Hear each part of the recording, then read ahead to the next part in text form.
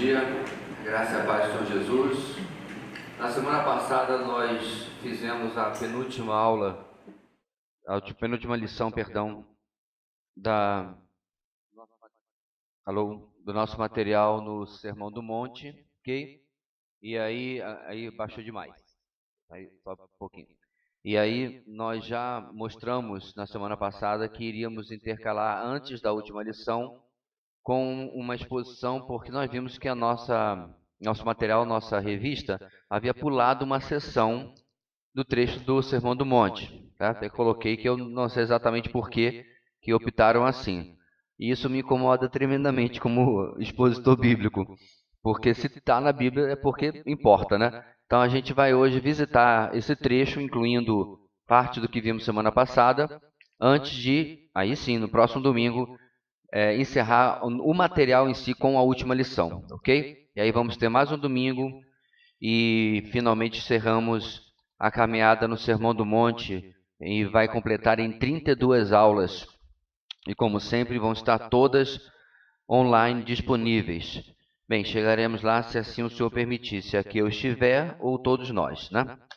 E lembrando, irmãos, que nos 2 últimos domingos, depois da IBD terminar, depois da matéria terminar, nós vamos ter aquilo que já fizemos outras vezes na nossa igreja, um breve recesso da IBD, onde vamos ter um tempo de comunhão, de intercâmbio, que chamamos, entre as famílias, ok?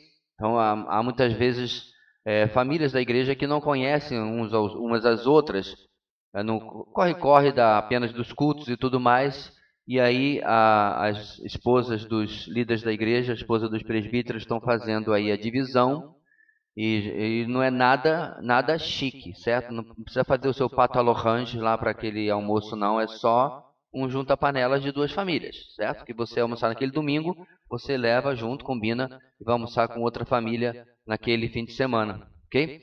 E a gente vai fazer isso nos 2 últimos domingos agora de julho. Bem, vamos orar pedindo a direção do Senhor para aquilo que vamos ouvir da sua palavra nesta manhã. Deus querido, muito obrigado por estarmos aqui, pela liberdade que experimentamos. Obrigado, Deus, por poder nos colocar diante do Senhor e da Tua palavra. E pedimos que o Teu Espírito venha falar as nossas vidas de maneira pessoal, de maneira profunda, levando-nos, como sempre pedimos, mais perto, mais próximos do Teu querer, da Tua vontade. Essa é a nossa oração em nome de Jesus. Amém. Muito bem, queridos. Mateus capítulo 7, versículo 15 até o versículo 23. Mateus 7, de 15 a 23. O começo foi exatamente a parte que eu mencionei que ficou fora do nosso trecho aí. 15 a 23. Ok? Cuidado com os falsos profetas. Eles vêm a vocês vestidos de peles de ovelhas, mas por dentro são lobos devoradores. Vocês os reconhecerão por seus frutos. Pode alguém colher uvas de um espinheiro ou figos de ervas daninhas? Semelhantemente, toda árvore boa dá frutos bons, mas a árvore ruim dá frutos ruins. A árvore boa não pode dar frutos ruins, nem a árvore ruim pode dar frutos bons. Toda árvore que não produz bons frutos é cortada e lançada ao fogo. Assim, pelos seus frutos vocês os reconhecerão. Nem todo aquele que me diz Senhor, Senhor entrará no reino dos céus, mas apenas aquele que faz a vontade de meu Pai que está nos céus. Muitos me dirão naquele dia, Senhor, Senhor, não profetizamos em teu nome? Em teu nome não expulsamos demônios e não realizamos muitos milagres? Então eu lhes direi claramente, nunca os conheci. Afastem-se de mim, vocês que praticam o mal. É sempre bom lembrar, meus irmãos, que o Sermão do Monte, como a gente já falou várias vezes, ele é compreendido principalmente como uma reprimenda ao falso ensino, uma reprimenda a um ensino equivocado e baseado em tradição de homens, dos escribas e dos fariseus. Por quê? Porque eles pegaram a lei do Antigo Testamento, trouxeram a sua reinterpretação e assim haviam passado por décadas e décadas e décadas aos homens. É a diferença que um teólogo do passado chamado Pelikan dizia entre a tradição e o tradicionalismo. A tradição é uma coisa boa.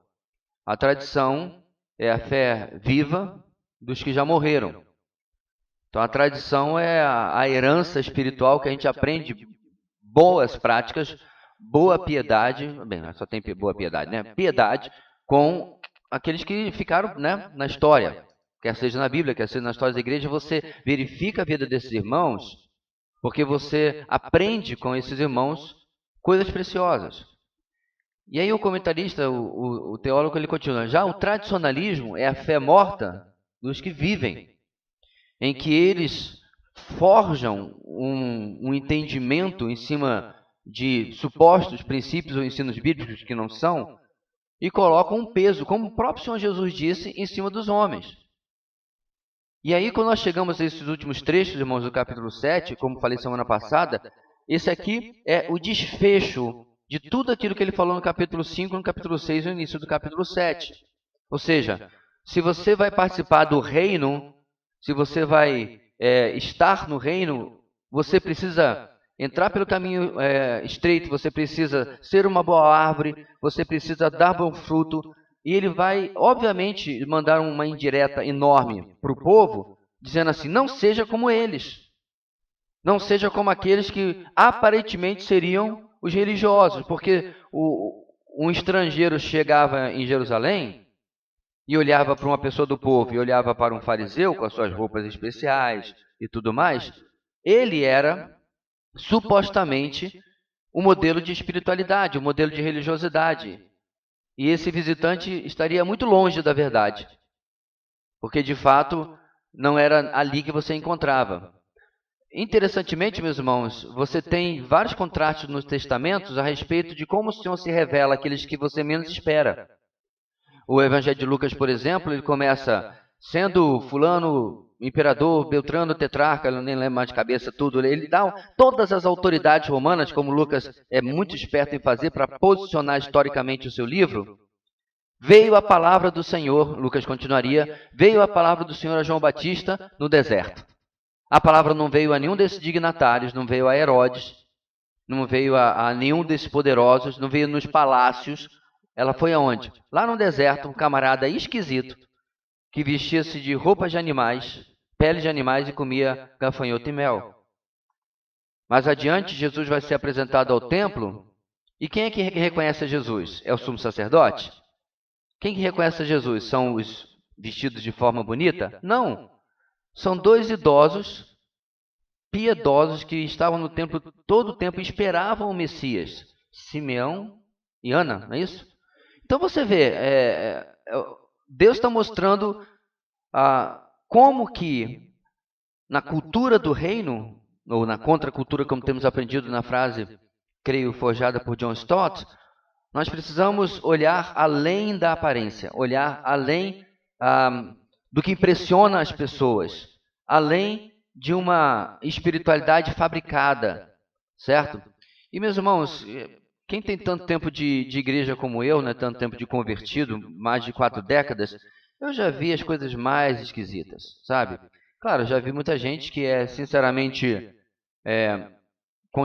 piedoso, quebrantado e tudo mais, mas eu já vi muita galhofa, muita coisa, sabe? A pessoa entra no meio evangélico e começa a copiar aqueles trejeitos, copiar aquelas coisas, mas a vida da pessoa não tem nada a ver com nada. Meu pai foi comerciante a vida inteira, os piores canos que ele levou foi de gente que domingo na igreja estava lá todo bonito de terno e gravata, cantando, né, com aquela Bíblia enorme que vinha com o cantor cristão com a harpa ainda junto, para ser bem dessa grossura assim e tal.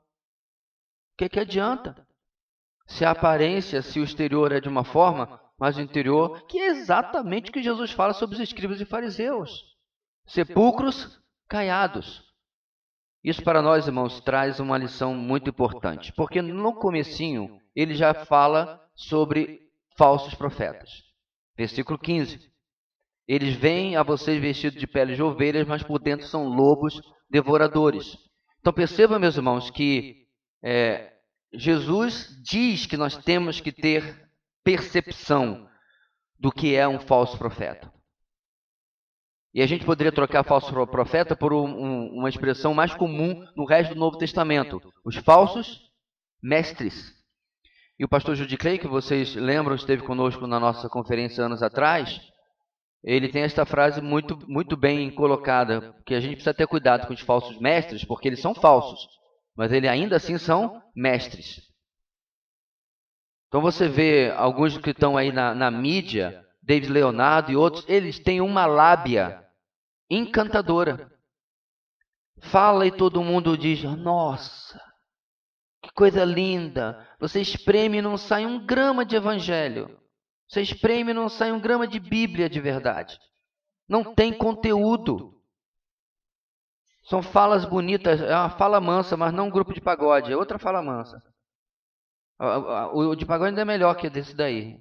Perde menos tempo assistindo. Mas as multidões estão atrás disso daí, certo?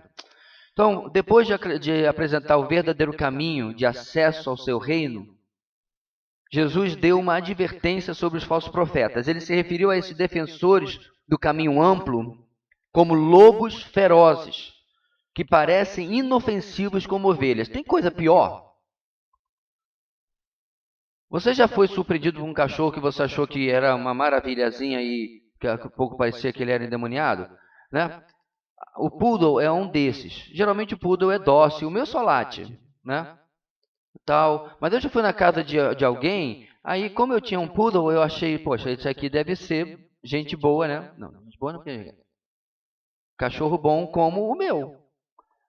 Aí quando eu cheguei perto, rapaz, o bicho era cruzado com Chihuahua, né? Chihuahua, com Pinscher.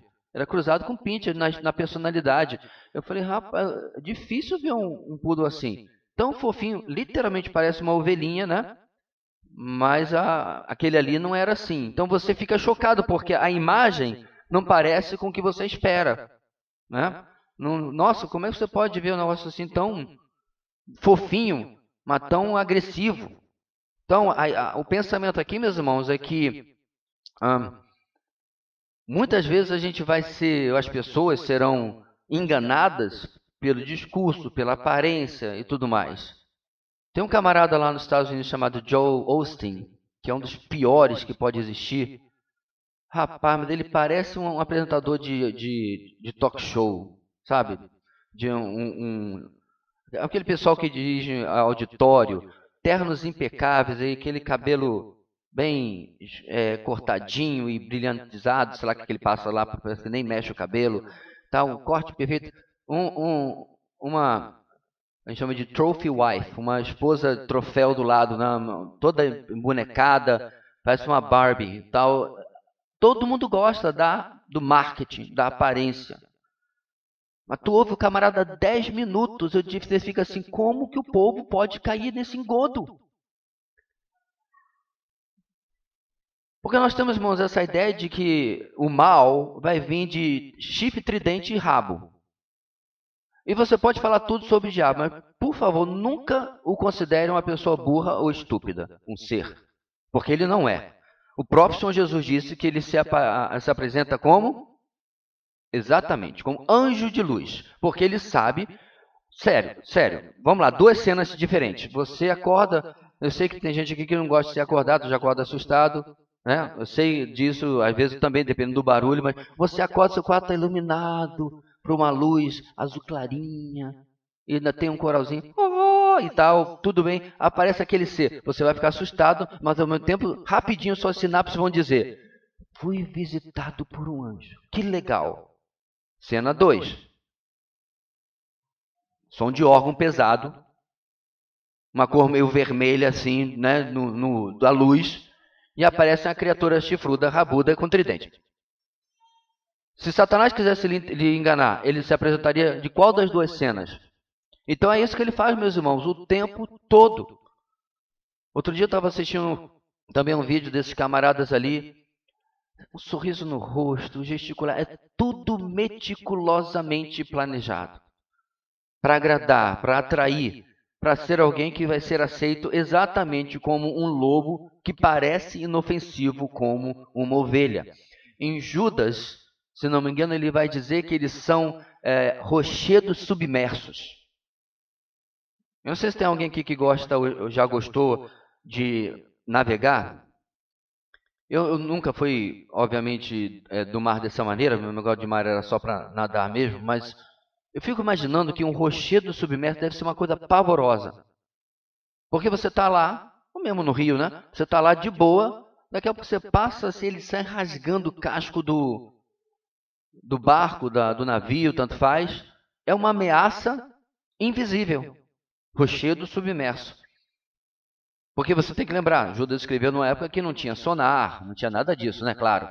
Não tinha como um instrumento eletrônico avisar que a profundidade estava diminuindo, diminua a velocidade, contorne para lá ou para cá. Não. Você confiava na sua experiência apenas, não tinha nenhum eletrônico que pudesse mostrar. Então, é outra forma de dizer o que são esses falsos mestres, esses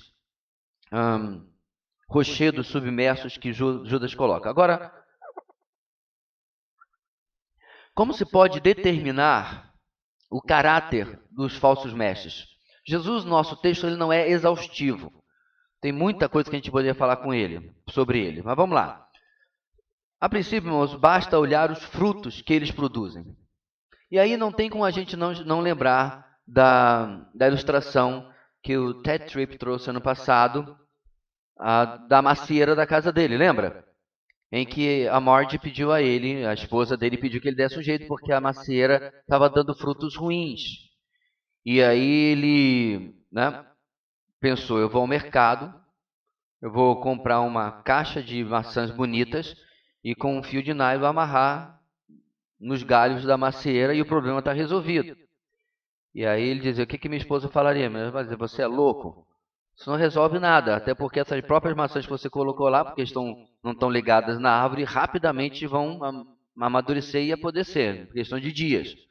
Então, a ideia por trás dessa ilustração, irmãos, é que você não tem como falsificar ou fabricar por si mesmo, no sentido de externamente, bons frutos. Eles precisam vir da natureza, eles precisam vir da qualidade da árvore, precisam vir de uma árvore boa. Uvas e figos, diz o nosso texto, não crescem em espinheiros, não nascem também em cardos ou ervas daninhas, dependendo da tradução, né? As boas árvores frutíferas produzem bons frutos, mas as más árvores frutíferas produzem maus frutos.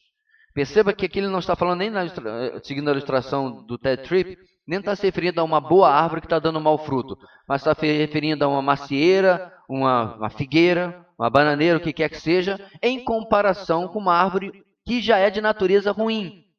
Então, o próprio espinheiro só vai dar espinho. Isso é para quê? Absolutamente nada. Você não vai plantar um espinheiro nem por questão de sombra, porque ele nem para isso serve. Então ele não tem utilidade, o fruto dele, aquilo que ele produz, não tem uma aplicação na sua vida, não tem a influência positiva na nossa vida. Agora, olha o outro lado. Se você tem um jardim, alguém chega lá, né? Ou um quintal, melhor dizendo, e alguém chega lá e dá de cara com um bonito pomar. Gente, você tem aqui uns 14 tipos de árvores frutíferas diferentes. Quem não fica admirado? Porque aquilo tem enorme utilidade. Provavelmente muita gente vai querer ser o seu amigo. Porque na época da produção, né? Às vezes tem demais. Aliás, se você está com fruta sobrando no seu quintal, eis-me aqui, envia para mim. Porque todo mundo quer fruto. Todo mundo quer algo bom para a sua vida. Então a diferenciação começa no produto e na utilidade dele. Então, na avaliação de Jesus, os fariseus, obviamente, estavam produzindo maus frutos. A única coisa a fazer com árvores ruins é cortá-las e destruí-las. Porque eles não estão cumprindo o seu propósito da sua existência, que é prover para o ser humano, então eles têm que ser removidos. Você tem que lembrar, inclusive, irmãos, que essa categoria que Jesus coloca aqui de espinheiros e ervas daninhas, foi ou passou a existir desde quando?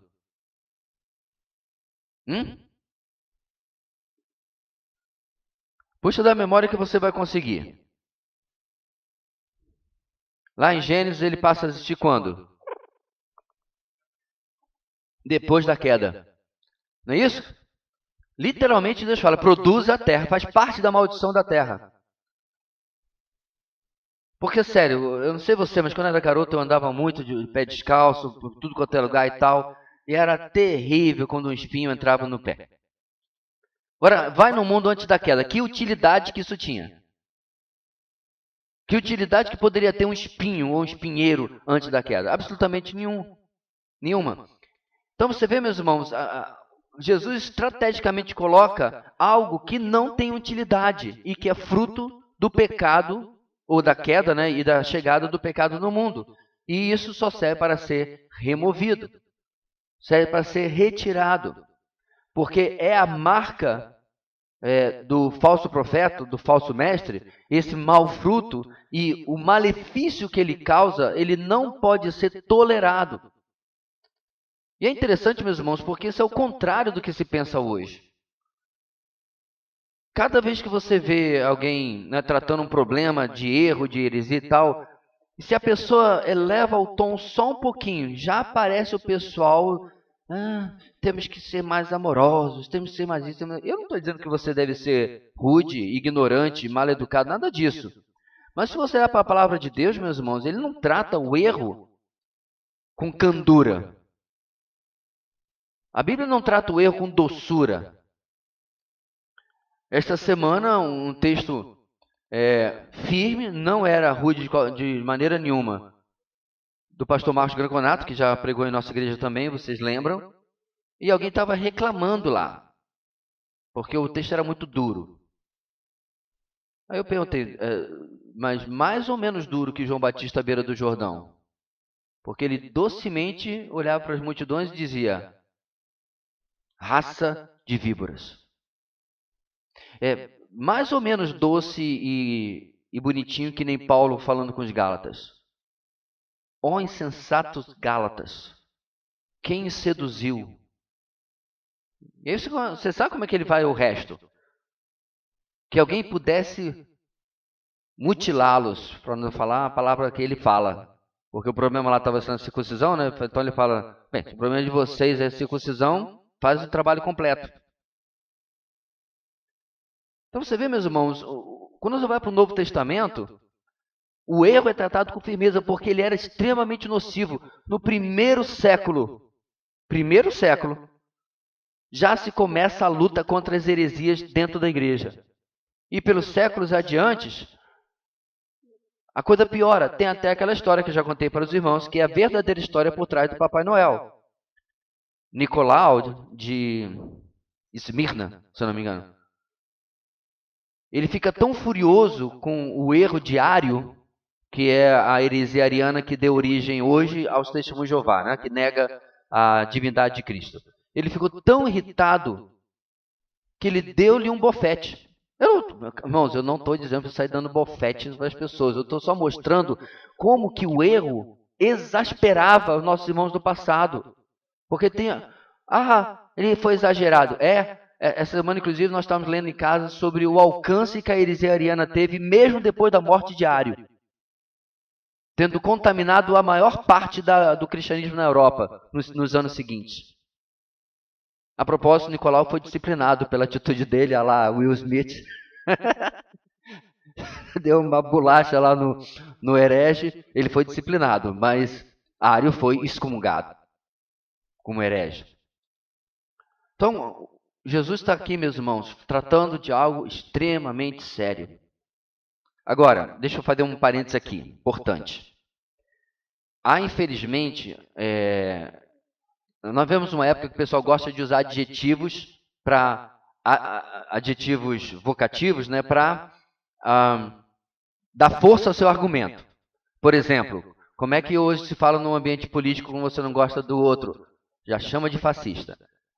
Aí o seu professor de história fica deprimido porque você nunca estudou história para usar um termo tão fora de contexto. Então todo mundo que não concorda, seu fascista, seu isso e aquilo, né? E assim vai. Uma vez eu fui chamado assim, eu pedi à pessoa, você pode em 5 linhas definir o que é o fascismo? Não acertou nada. Nada. Absolutamente nada.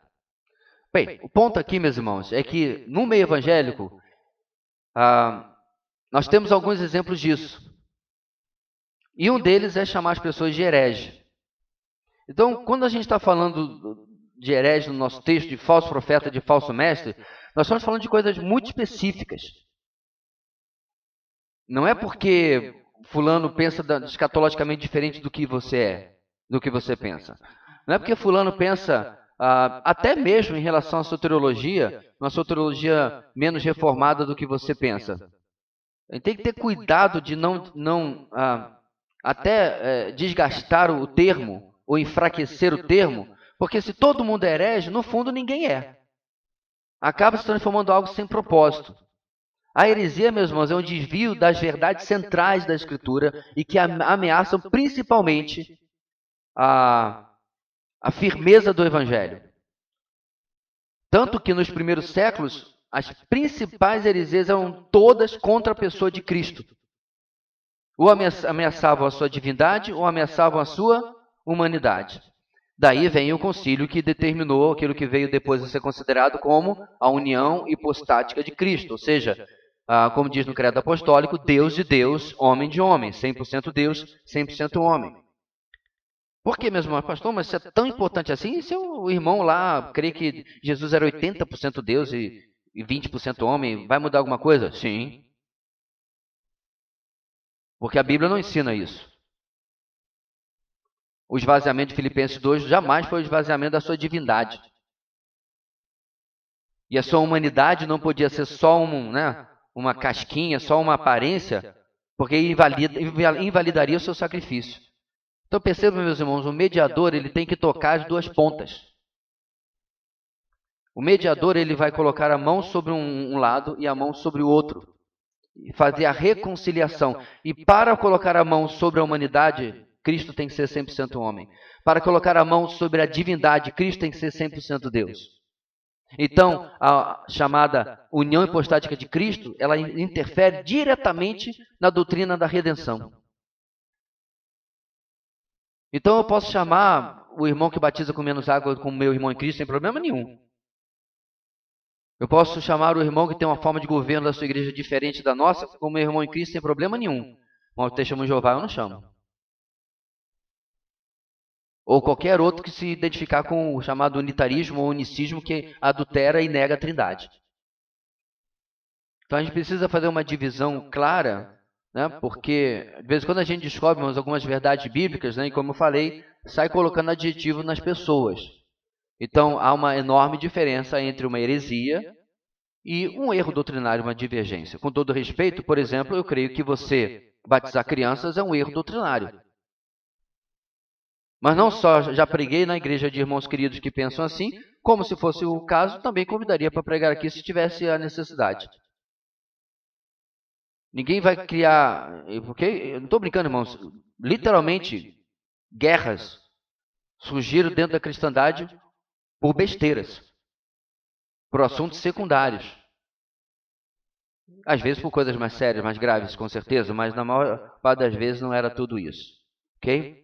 Bem, a segunda questão que a gente precisa perguntar, a primeira questão é, você tem recurso suficiente para reconhecer um bom fruto ou um mau fruto? Nessa questão da árvore, meus irmãos, nós temos um sério problema que é a nossa capacidade de avaliação. Então, por exemplo, no começo da minha vida de casado, eu tinha um pavor de fazer as compras. Por quê? Porque essa não era a minha tarefa na minha vida de solteiro. Na nossa casa, quem fazia as compras era a nossa mãe, então eu realmente não tinha esse treinamento todo. Quando eu fui morar sozinho, eu intensifiquei a questão do lavar roupa, se bem que eu não fiquei muito bom nisso aí não, mas de passar roupa e tal, mas de fazer compra, porque eu ia morar no seminário, as coisas já estavam tudo pronto lá, eu não tinha que aprender isso daí. Só que aí do seminário direto eu não voltei mais para casa, nós casamos. E aí no começo, irmãos, ir no supermercado era assim, é como você está olhando a Matrix, né? Só zeros e uns e você não entendia absolutamente nada. A parte de hortifruti granjeiro, então, meu Deus, que pavor. Mas aí eu comecei, obviamente, a perguntar, né? Tinha uma senhora, né, mais experiente do meu lado. Como é que eu vejo se o abacaxi tá bom ou tá ruim? Aí você puxa aqui em cima e tal, se soltar, ele já está bem perto do ponto. Porque, irmãos, eu literalmente olhava para as coisas e para mim era tudo igual. A banana perto da putrefação total e uma verde, não estou exagerando, mas era difícil identificar o que realmente estava bom, porque eu não tinha os dados, eu não tinha as informações. E às vezes, inclusive, com tudo aquilo que eu tinha já à minha disposição, eu avaliava e quando chegava, eu ouvia: por que você comprou isso aqui? Está verde. Bem, pelo menos hoje em dia, quando eu faço isso, eu compro porque só tinha aquele. Agora eu já sei. O que isso tem a ver com o que a gente está falando? Você sabe por que, meus irmãos, que esse pessoal que eu acabei de mencionar, alguns nomes, se cria tanto no chamado meio evangélico? Porque nós somos uma geração analfabeta de Bíblia, de doutrina, de teologia. É assustador. Esta semana eu publiquei sobre a morte de Jane Grey, que foi a rainha que governou 7 ou 9 dias, não lembro bem, e foi usurpada por a chamada Bloody Mary, Mary a Sangrenta. Jane Grey era protestante e Mary era católica. Então ela usurpa o trono e manda decapitar a adolescente de 15 e 16 anos. E aí vem o reinado, né, de terror dessa rainha Mary. E o que me impressiona, meus irmãos, é que mandaram o camarada mais bonzão ali da Igreja Católica para tentar convencê-la, com pena, porque ela só tinha 15, 16 anos. Então ela ia perder a coroa, mas se ela negasse a fé protestante, a vida dela ia ser poupada. Meus irmãos, ela dobrou o arcebispo, colou as pontas e botou no bolso. 15 anos. Não tinha Google, não tinha Wikipédia, não tinha software Logos, não tinha nada. Não tinha nem a biblioteca que nós temos à nossa disposição. Mas cada argumento que era colocado, e não é a única. A história da igreja está repleta de homens e mulheres. Inclusive tem um episódio, ainda não passei por ele nessa leitura que estamos fazendo agora do Livro dos Mártires. São 4 mulheres que mandam todos os doutores da igreja católica para tentar demovê-las e de novo. Eu não estou, irmãos, mencionando que são mulheres para desprezar, mas você tem que lembrar que séculos e séculos, especialmente na antiguidade, as oportunidades eram dadas aos homens, porque eles tinham que produzir. Na cabeça das pessoas, uma mulher que vai ficar, entre aspas, apenas em casa, não tinha necessidade, por exemplo, de aprender a ler e escrever e ter acesso a livros. Isso não é tão longe, assim. 150, 200 anos atrás ainda era muito assim. Então você pega 4 mulheres e coloca os intelectuais que vieram ali para envergonhá-las tudo no bolso, tudo indo para casa com o rabo entre as pernas. Aí você pega a nossa geração, irmãos. Nem versículo decorado a gente consegue manter uma qualidade razoável como era, por exemplo, há 20 anos atrás da minha geração. Você chega em algumas igrejas, se você falar alguma coisa um pouquinho acima da média, em nível teológico, você passa por cima da cabeça das pessoas e ninguém entende absolutamente nada. O ponto aqui, meus irmãos, é que por que não reconhecemos o bom fruto do mau fruto? Porque nós somos uma geração despreparada. Uma geração. Isso começou já há muito tempo atrás. Eu me lembro que eu ficava olhando a qualidade do material da EBD, da antiga JUERP. Era Junta de Educação Religiosa e Publicações da nossa denominação, da Convenção Batista Brasileira. Ela faliu. Eu vi aquela revista da JUERP, irmãos, ela tinha muita informação, mas pouca formação. Primeiro, não era um material expositivo, já começava com um problema por aí, que nem se falava tanto disso na época. Segundo, era um material que era repleto de informações. Então, como eu já brinquei várias vezes, eu sabia de cor quantas voltas Josué deu ao redor de Jericó, mas não sabia qual o significado disso, por que ele fez isso. E nisso a gente aprende entendendo a teologia bíblica do texto. Teologia bíblica, isso nem se falava em nossas igrejas. Então você acumulava todos aqueles conhecimentos, você aprendia com todos os trejeitos denominacionais. Aí quando eu cheguei no seminário, irmãos, você fica tão deslumbrado por... Eu estou me referindo ao primeiro semestre do primeiro ano, pelo conteúdo que você recebe, e ao mesmo tempo você fica perguntando, onde é que estava tudo isso nos meus últimos 10 anos de convertido, que eu nunca ouvi falar? Uma boa parte, graças a Deus, eu tinha ouvido, porque eu cansei de me contentar com aquilo que era oferecido na minha igreja local e comecei a estudar por conta própria. Numa época que não tem internet, que não tem nada, você tinha que... Querida chamada da meia-noite. Tinha que mandar a carta. Lembra da carta? Né? Selo. Tinha que mandar para poder receber material. Mas por que você não fazia o download? Não tinha internet, gente. E ainda assim, você tinha que ir atrás dos recursos para poder aprender. Aí o meu ponto é, o que está nos impedindo hoje, irmãos? Talvez a resposta esteja na nossa conveniência.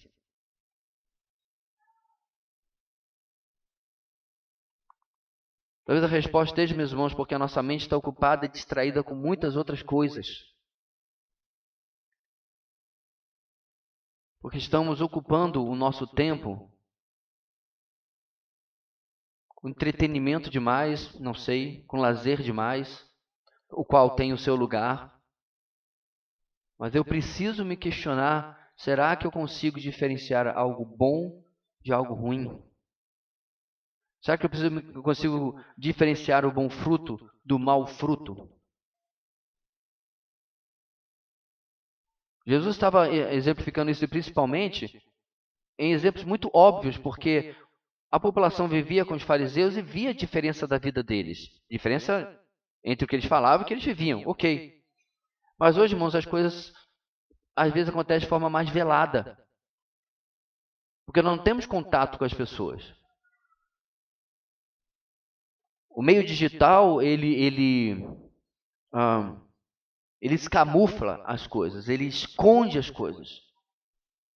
É por isso que há alguns anos atrás, 15, 20 anos atrás, os próprios políticos começaram a contratar os chamados marqueteiros. Porque eles começaram a vender para a população uma imagem que não era exatamente aquilo que a pessoa é. Então, para quem é mais antigo como eu, se você só conheceu o Lula na campanha de 2000 e... nem lembro quando, 10, 12, nem sei quando ele foi cancelado. Literalmente foi planejado uma mudança de imagem. Aí o pessoal brincou que era o Lulinha, paz e amor. Por quê? Procura na internet. Lula na década de 70, na década de 80. Cara barbudo, mal vestido, com cigarro na mão, vociferando em cima do carro e tal. Xingando o empregador, xingando o cigarro e tal. Aí vai para a campanha. Qual é? Lula lá, brilha uma... Marketing. E o cabra foi eleito. Gente que disse que a vida inteira que nunca votaria nele. Votou. O Collor foi a mesma coisa. O Collor foi marketing do começo até o final. Veio como o matador de marajás. Solução de todos os problemas. A mesma coisa é usada no meio evangélico. O marketing das coisas. Igrejas usam isso direto, irmãos. O que me dá uma urticária. Aí pinta de preto, põe luz não sei o quê. Porque quanto menos igreja você aparecer na cabeça deles, mais você vai atrair as pessoas. Não é estranho isso? Não é estranho como é que funciona hoje a mentalidade de alguns líderes? Você tem que parecer menos com a igreja, porque as pessoas vão querer estar com você. Isso não é definição de propaganda enganosa? Você propagandear uma coisa que você sendo outra? Agora, infelizmente, muitas vezes a propaganda bate com o discurso. Bate com o que a pessoa vai encontrar lá. Com aquilo que vai ser oferecido. Além de ter dificuldades, irmãos, de recurso para reconhecer, agora sim uma segunda questão é, como uma boa árvore consegue dar bom fruto? A verdadeira fé em Cristo muda a vida e produz frutos para a glória de Deus. Tudo na natureza se reproduz conforme sua espécie. E isso também é verdade no reino espiritual. Bom fruto vem de uma boa árvore, mas mau fruto de uma árvore ruim. A árvore que produz frutos podres é cortada e lançada no fogo. E assim diz Jesus no final do texto: pelos seus frutos vocês os reconhecerão. Então, a questão aqui, meus irmãos, é: a natureza é modificada somente pelo novo nascimento. Então, quando você identifica um espinheiro, para usar a árvore da fala de Jesus, o problema ali não é que essa pessoa, ela é uma boa pessoa, mas falta só. Não, falta tudo. O novo nascimento, irmãos, transforma um espinheiro em uma árvore frutífera. Muda a essência da pessoa. Muda a natureza da pessoa para uma nova natureza. Então, não é uma pequena reforma que é necessária para que uma árvore passe a dar bons frutos. Ela tem que nascer de novo. O Evangelho, irmãos, continua sendo a resposta mesmo para os falsos mestres. Eles precisam ouvir o Evangelho. Nós vamos pregar o Evangelho para que o Senhor possa usar isso e transformar a vida dessas pessoas. Terceira questão. Minha decisão por Cristo mudou minha vida? Os falsos profetas que ensinam falsas doutrinas podem produzir apenas uma falsa justiça. Então, por exemplo, Atos 20, 29, Paulo alertava a igreja dizendo: sei que depois da minha partida, lobos ferozes penetrarão no meio de vocês e não pouparão o rebanho. Então, o fruto deles, os resultados do ministério, é falso e não pode durar. Os próprios profetas são falsos. Quanto mais nos aproximamos deles, mais claro fica a falsidade de suas vidas e de suas doutrinas. Eles se engrandecem e não a Jesus Cristo. E seu propósito é explorar as pessoas, não edificá-las. A pessoa que acredita em falsas doutrinas ou que segue um falso profeta nunca experimentará uma vida transformada de verdade. Infelizmente, algumas pessoas não percebem isso até que seja tarde demais. Então, quando uma pessoa diz que recebeu a Cristo, um dos frutos disso é começar paulatinamente a reconhecer e a recusar o falso ensino. Essa pessoa, talvez, meus irmãos, pode não ter uma grande profundidade teológica, é verdade, mas ele começa a ficar de pé atrás. Então, isso responde muito à nossa dúvida, quando você vê aquele lugar e você tem, claro, que o camarada que está falando lá está falando um monte de mentiras, de asneiras, de falsidades. Como é que as pessoas vão ouvir isso? A resposta lá em 2 Timóteo capítulo 4. Virá o tempo que não vão suportar a sã doutrina e vão se cercar de mestres, segundo o seu comichão no ouvido. Quando uma pessoa, meus irmãos, está num ambiente dessa, ela não é vítima, ela é cúmplice. É agradável ouvir aquilo que agrada. É agradável ouvir aquilo que adula, que coloca a gente para cima. Quem gosta de ser desafiado, contrariado, constantemente? Só aquele que sabe que isso está sendo feito para o seu crescimento. Tem um texto na Bíblia, meus irmãos, de um rei, não lembro qual foi agora, que o testemunho sobre ele era o seguinte: o seu pai nunca o contrariava. Acho que era um dos filhos de Davi, né? Parece. Estou tentando lembrar agora. Seu pai nunca o contrariava. Isso é a receita para criar um psicopata. Faça tudo que o menino quer. Nunca diga um não. Eu me lembro quando quando estava no seminário, um dos filhos dos nossos professores, né? A mãe mandava alguma coisa, aí ele, não. Aí ela dizia assim: não diga não para a mamãe. Só que ela não podia fazer a pergunta: você vai dizer não novamente? Porque ele não podia dizer não. Estava treinando o menino a parar de ser voluntarioso.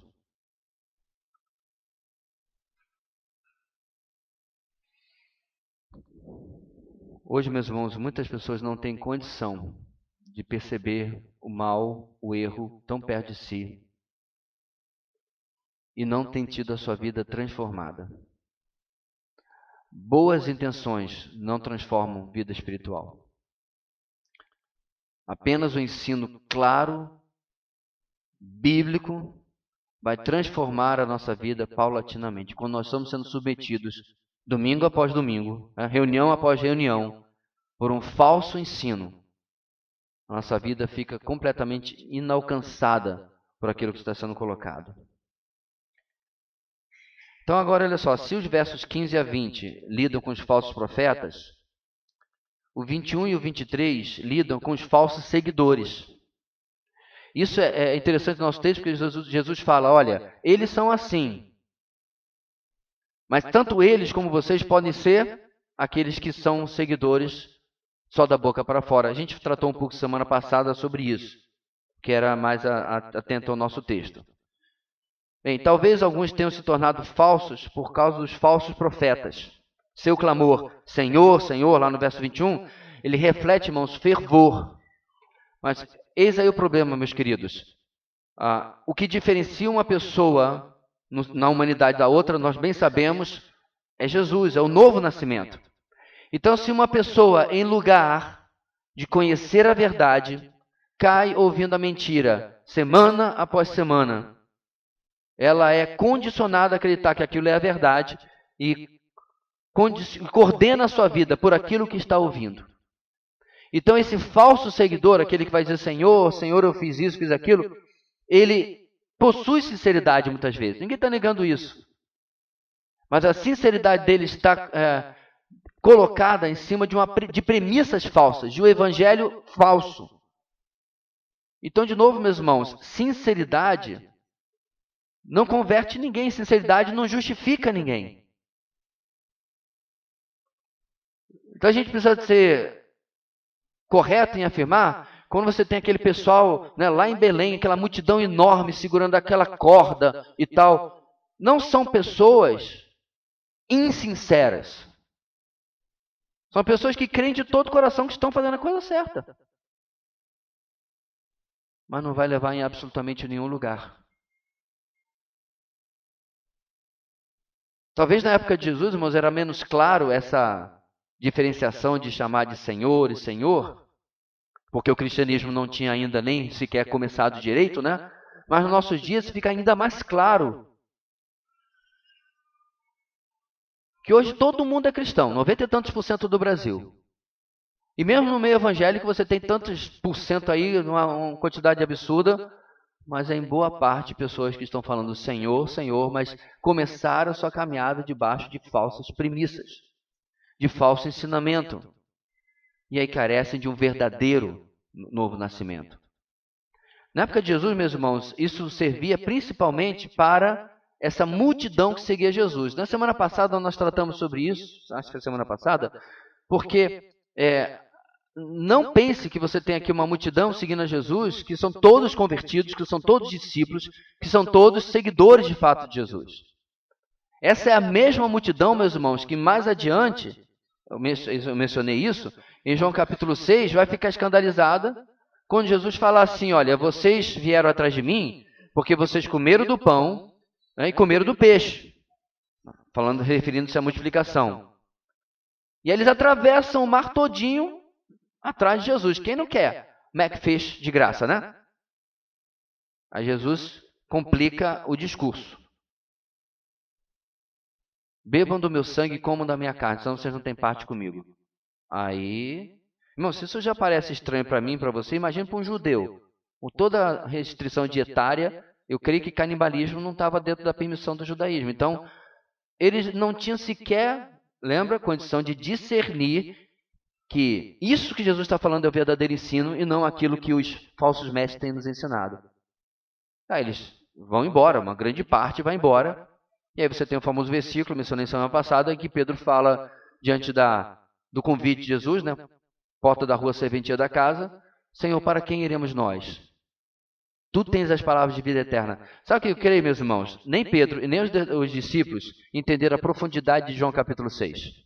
Aliás, se você quiser relembrar esse texto, está no canal do nosso retiro de 4 anos atrás, se eu não me engano, 3 anos atrás.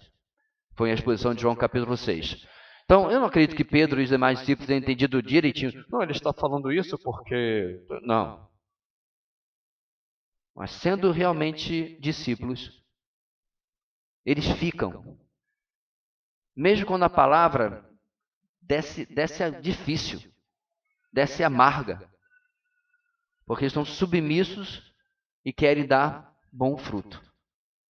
Querem ser usados ali pelo Senhor, como Ele havia assim os chamados, assim prometido, né? Então, voltando aqui, meus irmãos, verso 21 a 23 lida com esses falsos seguidores. E talvez algum deles tenha se tornado falso exatamente por causa dos falsos profetas. No dia de Jesus, antes da sua morte, inclusive, irmãos, essa questão do chamar Senhor, quando ele é usado, talvez signifique muito mais mera forma respeitosa de tratamento. Falamos semana passada que Senhor não necessariamente é com S maiúsculo, como em português. Tá? Tanto que eu tenho pena dos tradutores em inglês, porque eles têm que definir se ele traduz como Lord ou como Sir. É um tratamento divino, é um tratamento apenas de respeito. Então, pensando sobre isso, irmãos, e estudando, sabe o que eu descobri?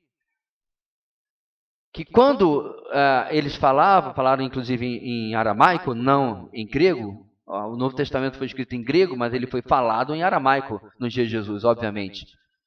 Eles mesmos tiveram uma grande dificuldade de fazer essa tradução, porque em grego também é apenas uma palavra, kurios, que é um tratamento de respeito. Tanto que você tinha que dizer que César era kurios, era senhor. E aí, quando eles escrevem, eles não têm alternativa para escrever para o grego, tem que colocar essa palavra de tratamento que vale tanto para a divindade quanto para um respeito para outro ser humano. Mas aí, meus irmãos, retroativamente, tá? Quando Mateus escreveu o nosso texto, Marcos, Lucas e João, eles falaram assim, nós não tínhamos entendido direito o que o Senhor tinha dito. Vocês me chamam Senhor, Senhor, e eu realmente sou. Ele vai repetir isso em João capítulo 13. Se eu que sou Senhor estou lavando os pés de vocês, o que vocês não têm que fazer? Então, o que Jesus estava dizendo aqui, meus irmãos, retroativamente vocês não tinham ideia do que vocês estavam se comprometendo quando vieram me chamar Senhor e Mestre. Hoje, modernamente, a gente coloca o mestre com M maiúsculo também. Pelo menos na minha Bíblia está, né? Mas naquela época não era assim. Não tinha essa diferenciação de você escrever ou não. Às vezes as coisas eram escritas tudo em minúsculo, às vezes tudo em maiúsculo, dependendo do manuscrito. Mas para a mentalidade de Jesus, para os seus discípulos, ele estava falando, vocês não têm ideia de quanto é sério o que você está dizendo aqui. Por quê, meus irmãos? Hoje, eu acho que até mais do que no primeiro século, esse título de tratamento ficou pálido, né? Ficou desacreditado. É mais ou menos como no Congresso. Todo mundo é Sua Excelência, né? Não é isso? Sua Excelência é um ladrão, mas é Sua Excelência. Sua Excelência não vale o chão que pisa. Né? Ofende-se com uma educação. O que adianta chamar de Sua Excelência se você está chamando o cara de ladrão, chamando de corrupto, chamando de sei o quê?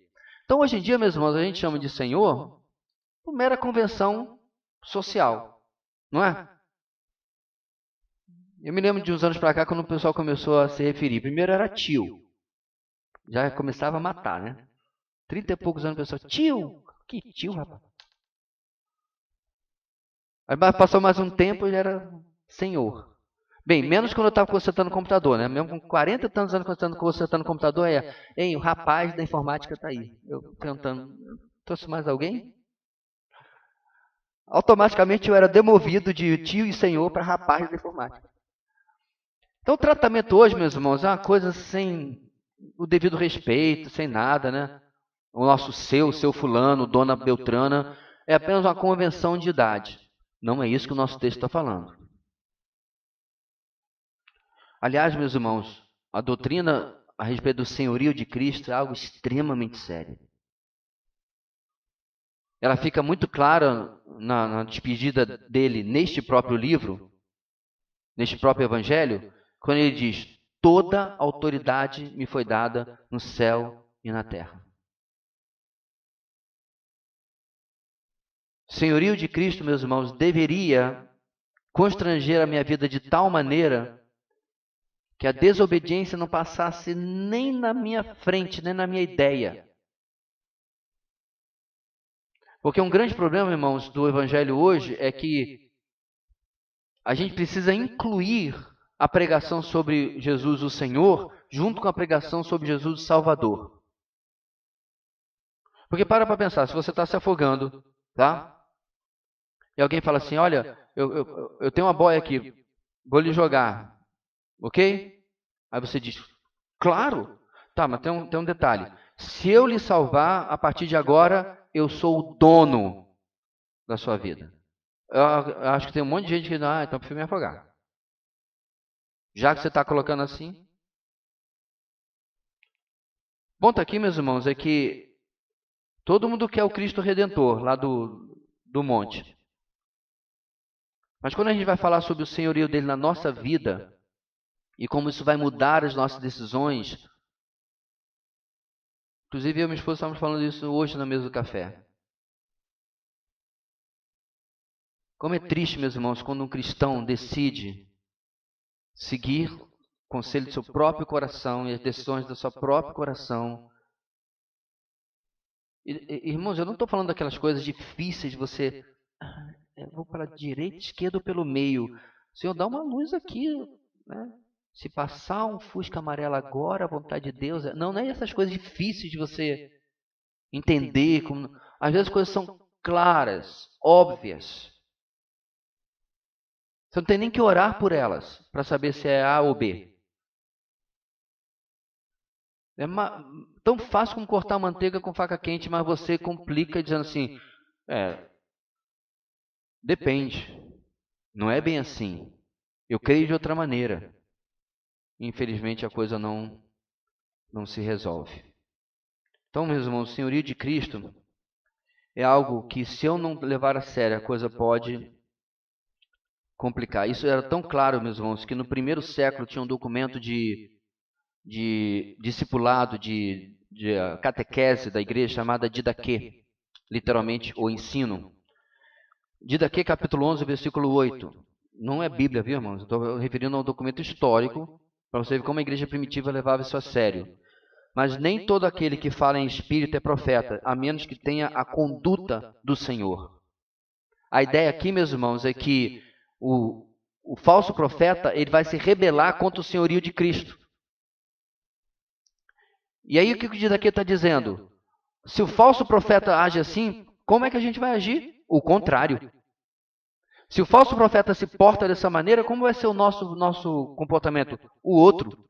Completamente diferente.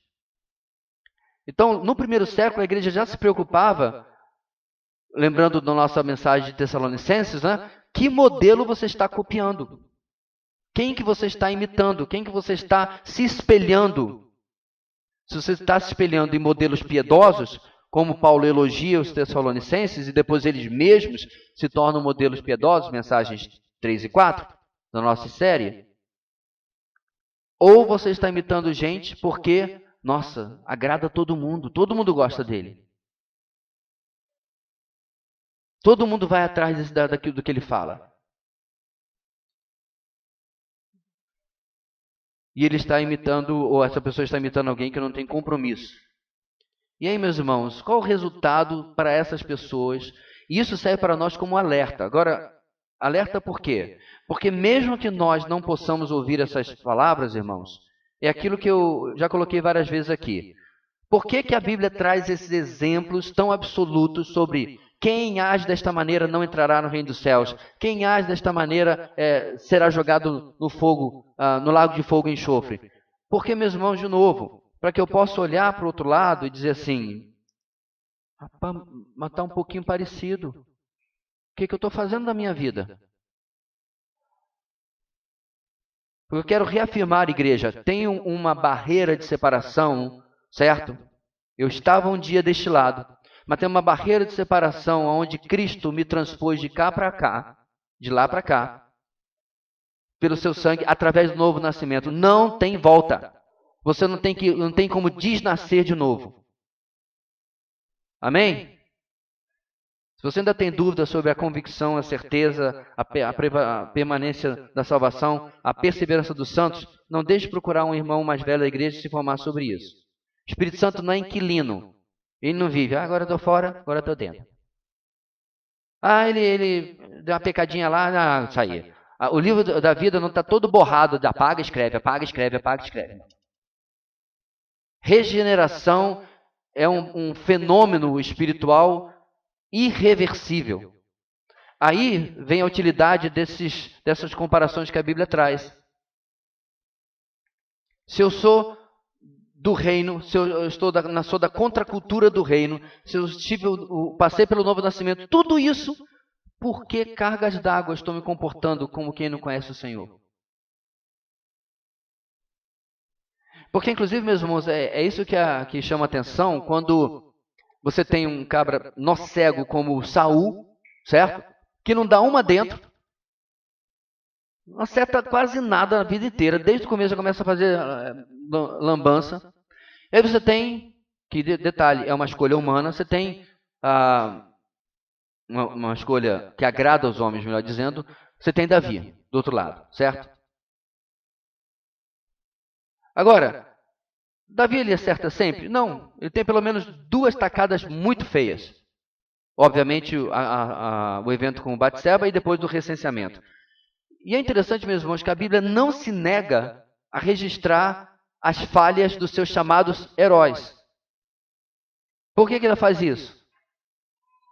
Para mostrar que mesmo aquele que é o rei segundo o coração de Deus, né? O pastor de Israel, tudo aquilo que você sabe que Davi é, aquele que é de onde vem para virar a descendência do Messias, e você pode colocar um monte de confete em cima do nome de Davi, ele ainda às vezes consegue agir como se fosse um Saul. Ele às vezes ainda consegue agir como se fosse lá do outro lado. É como falei para vocês, meus irmãos. Minha mãe chegava para mim e dizia assim: ei, você não é fulano. Quando eu saía do meu comportamento que ela me ensinava, quando eu deixava de ser naquele momento um bom menino, ela não só lembrava o que ela tinha ensinado, mas ela falava assim: por que você está copiando? E às vezes as crianças são assim, às vezes é uma criança comportada, um bom menino e tudo mais, mas basta às vezes estar na companhia de alguém, alguma criança mais traquina, ou que por natureza é mais traquina, largada a si mesma, né, como não se deve fazer com uma criança, e aí ela vai e faz junto, copia. Aí você tem que puxar daqui do lado de lá. Por quê? Porque por algum momento a criança está chamando mamãe, papai, senhor, mas não está fazendo o que mandaram. Aí você tem que chamar a criança para o lado de casa e dizer assim: você não é do lado de lá? Por que você está se comportando dessa maneira? E aí, meus irmãos, esse é o alerta que fica para nós, porque Jesus termina de maneira muito dura. Olha as 2 coisas que ele fala aqui. Primeiro, nunca os conheci. E detalhe, irmãos, essa é uma expressão conhecida na época, porque essa era a expressão de banimento de um rabi. Quando ele desistia de um discípulo, quando ele desistia de investir na vida de alguém, nunca lhe conheci. Você não é dos meus discípulos, você não é dos meus, do meu. E Jesus usa essa maneira branda aqui, mas ele está falando claro que não é que vocês vão deixar de andar comigo nas multidões, não. Ele está falando de maneira final, de maneira escatológica. Então ele está colocando para um povo que todos que estão lhe ouvindo são judeus, certo? Talvez uma meia dúzia de soldados romanos que ficavam ali acompanhando para ver o que essa multidão estava fazendo, mas está falando com judeus. Se você acha que é vergonhoso para um jovem rapaz ouvir de um rabi desistir de você, você não é meu discípulo, vocês que me chamam de Senhor e não fazem o que eu mando, vão passar por uma coisa muito pior, final e escatológica. Naquele dia vai ser definitivamente negada a entrada do reino, porque não vai ter mais jeito. As portas estão fechadas completamente para você. Aí eu volto a perguntar, meu irmão, por que eu quero viver com uma pessoa que está numa situação dessa? Se eu tenho experimentado os jardins e os pomares, os campos do reino, com seus castelos, eu tenho sido convidado à corte e à mesa do rei, por que eu vou me comportar como quem está do lado de fora? Se eu sou súdito, Por que eu vou me comportar como um rebelde? Por que eu, mesmo não podendo ouvir mais isso pela graça de Deus, me comportaria como quem estaria ouvindo? E aí ele fala também, afaste de mim vocês que praticam mal. Interessante, irmãos, que essa é uma citação do Salmo 6, versículo 8. Jesus está literalmente citando a Bíblia para os seus compatriotas. Afaste-se de mim todos vocês que praticam mal. O que acontece em Salmo 6, meus irmãos? Ele é considerado que Davi não está falando dos seus sofrimentos apenas, mas está falando profeticamente a respeito do servo sofredor, a respeito do Messias, né? Porque no texto, o salmista sofredor, ele termina justificado por Yahweh, por Deus. E aí isso está ligado, como eu falei, ao Messias, ao servo sofredor. Ele diz aos malfeitores, diante do sofrimento que ele está tendo, no final, retirem-se. Certo? Porque eram os malfeitores que eram responsáveis, inclusive, pelo seu sofrimento. D.A. Carson, que é um pastor conhecido, ele diz que é difícil evitar a conclusão de que o próprio Jesus está ligando a autoridade do rei messiânico com o servo sofredor. Mesmo que seja algo muito sutil no texto, ele está dizendo, o sofrimento vai fazer parte do meu ministério, mas no final eu sou o rei messiânico que vai dizer, vocês que não participaram do meu sofrimento, vão estar fora. Como é que a gente participa do sofrimento de Cristo, irmãos? Dizendo, Senhor. Porque na nossa cabeça, irmão, sofrimento é só quando alguém me persegue, açoite, prisão. Inclusive a gente vai tratar um pouquinho hoje à noite sobre isso também. Mas não. Quando Paulo diz, sofre comigo, ele não está dizendo, Timóteo, você tem que ser açoitado, senão você não está comigo. Timóteo, você tem que também ser preso, senão você não está comigo. Nós conhecemos pouco da vida de Timóteo, especialmente pós a morte de Paulo, apenas como ele foi martirizado. Lemos, inclusive, esses dias. Mas não sabemos se ele foi preso várias vezes, se ele foi açoitado. Não tem registro disso. Então não é isso que Paulo está dizendo. Irmãos, entenda o que eu vou dizer, certo? Porque é difícil para a gente compreender isso num país com tamanha liberdade. A vida cristã, ela é qualificada, ela é essencialmente sofrimento. Pastor, você não é uma visão muito pessimista da vida, é que você não está entendendo. De novo, você está achando que sofrimento é ficar com um lenço na mão, não é nem lenço mais, né? A toalha de rosto, tanta lágrima que você vai ter. Sofrimento, nesse contexto, é a mortificação da carne, a negação do eu, é você abrir mão daquilo que você poderia ter em troca daquilo que você deveria ser. Então, isso é uma constante, meus irmãos, dizendo assim, isso inclusive não é nem errado, mas isso não é o que Deus tem para a minha vida. Porque se você acha que dizer não à nossa vontade, eis aqui o papel de Jesus usar a palavra Senhor, 2 vezes inclusive, se você acha que dizer não ao seu ego, sua vontade, é algo fácil, provavelmente você está fazendo errado. Provavelmente. Se você é daquela pessoa que diz assim, pastor, não sei qual é a grande coisa com ser cristão. Tá fácil. Mas tranquilo. Facinho, facinho. Você está fazendo errado. É muito provável que você esteja tolerando coisas na sua vida que não deveriam estar lá.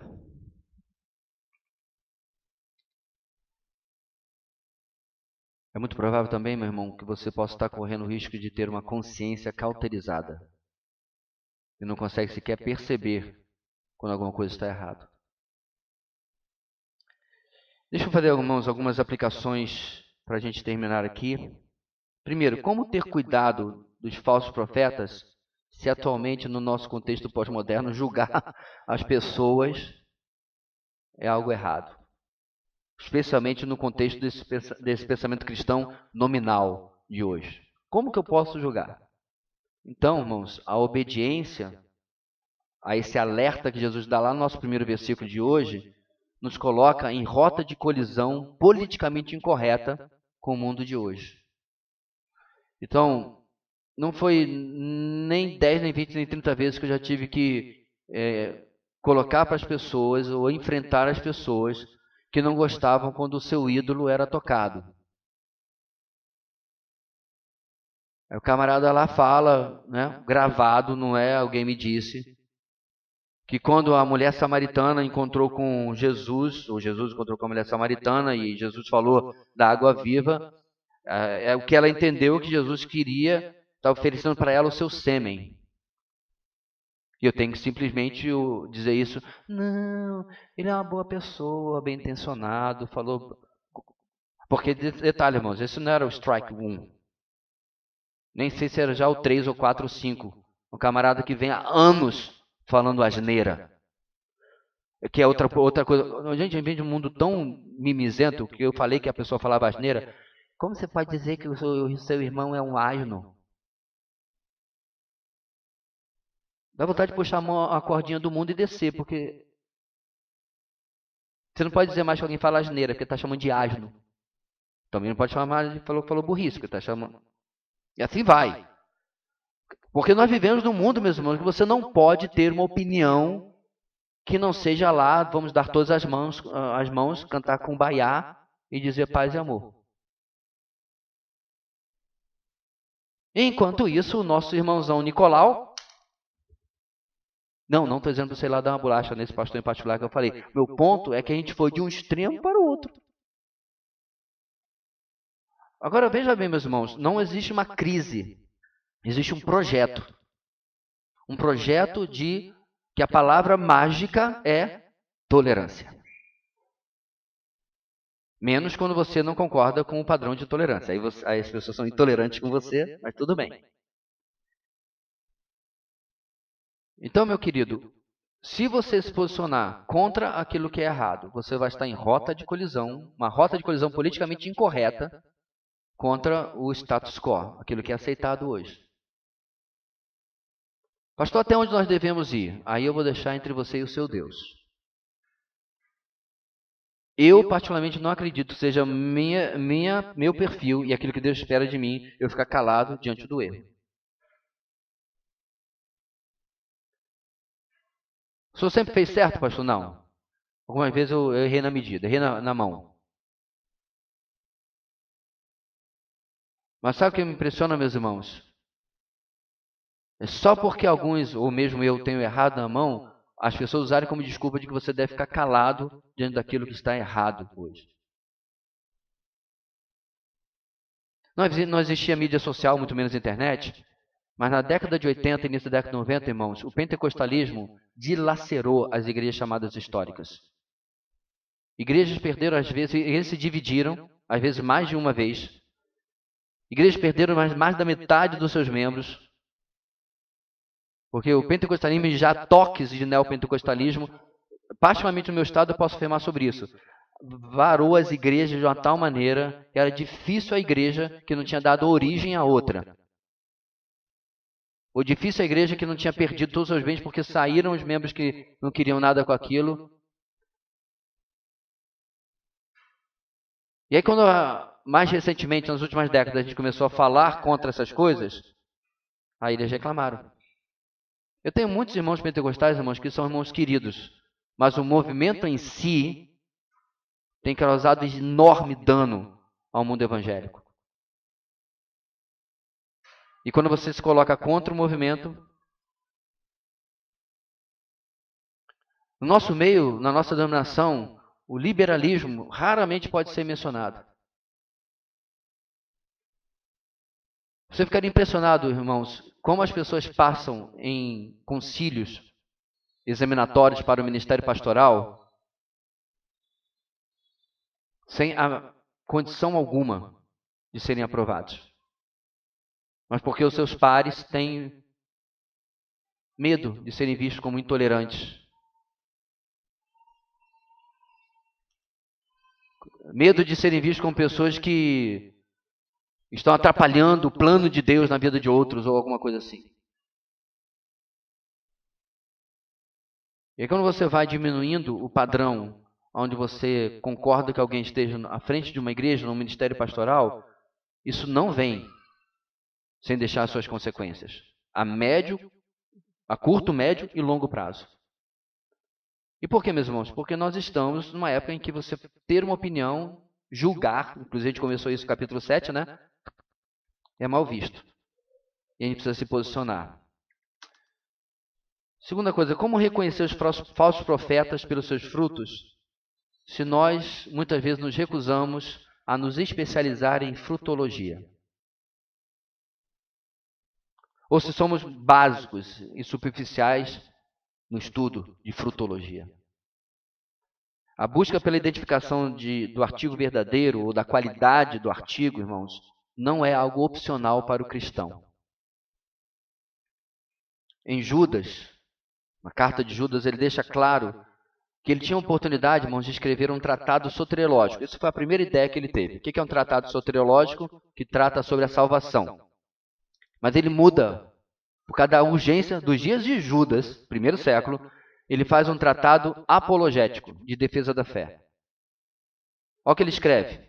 Amados, embora estivesse muito ansioso para lhes escrever acerca da salvação que compartilhamos, senti que era necessário escrever-lhes insistindo que batalhassem pela fé de uma vez por todas confiada aos santos.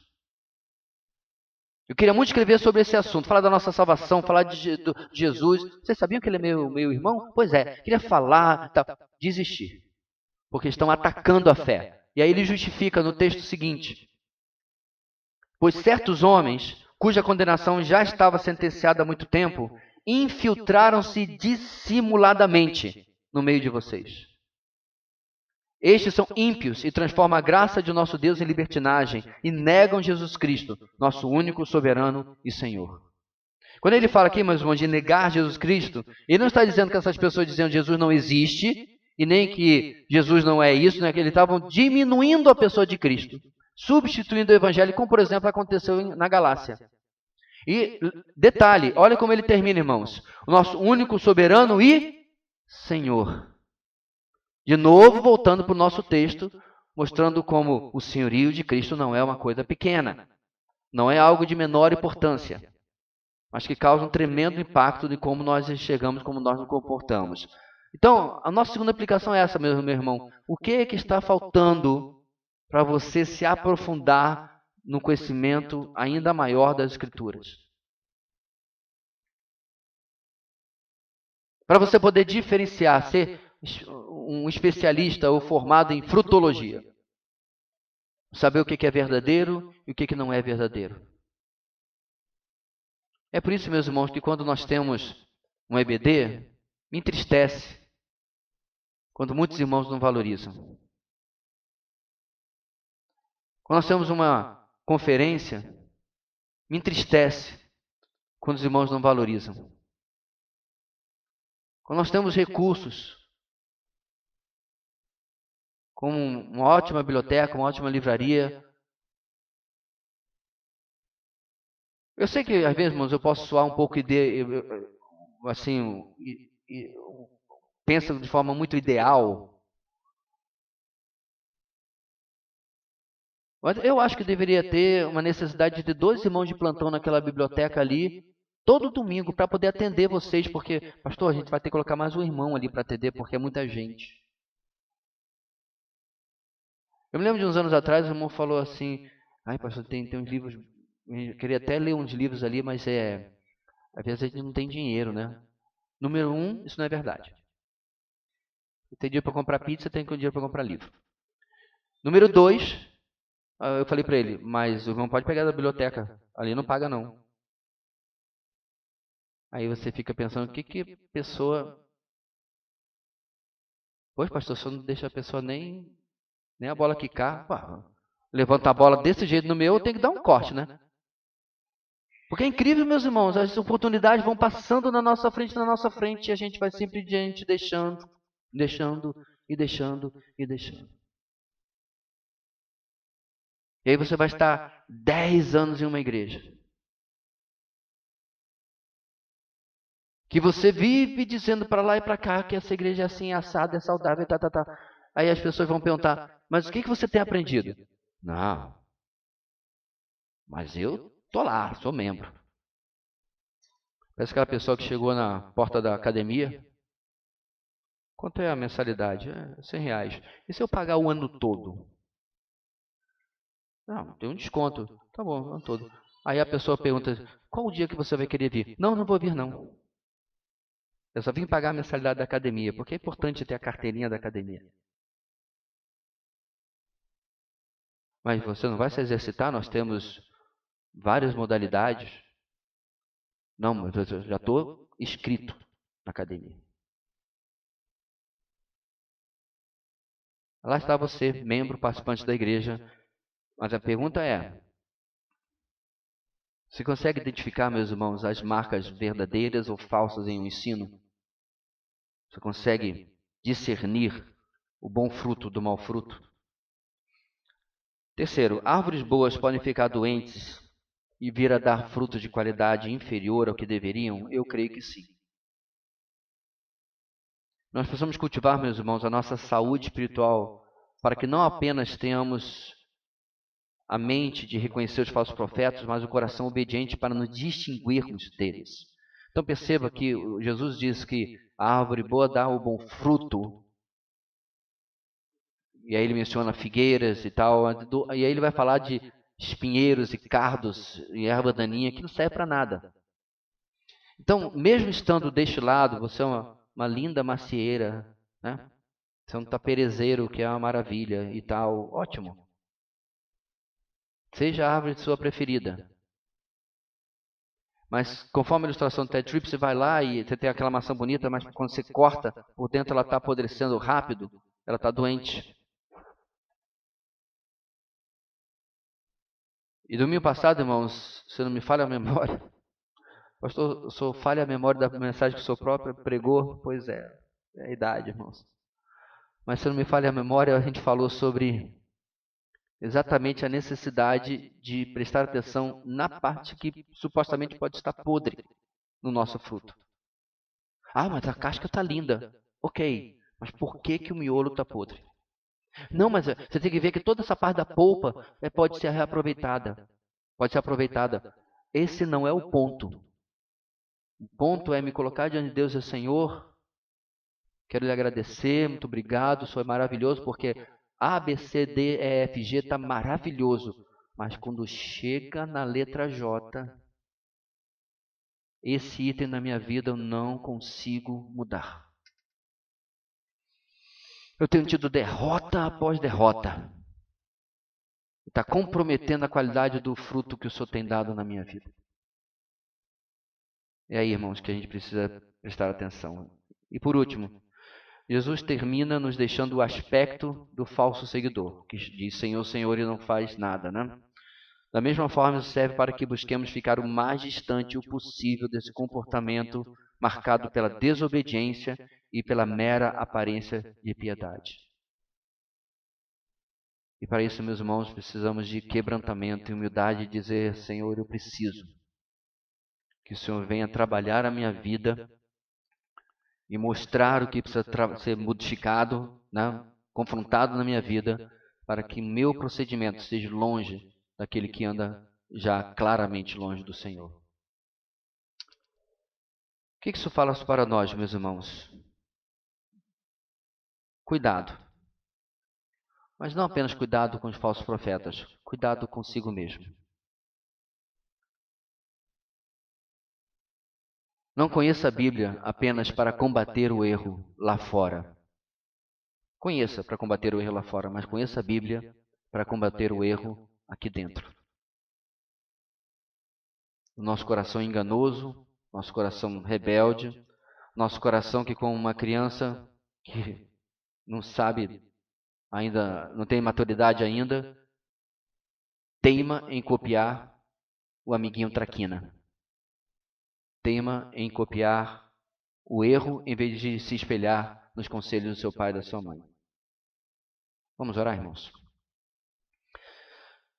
Deus querido, nós agradecemos ao Senhor por tua graça, por tua misericórdia que nos guia, que nos orienta e que nos instrui a cada dia.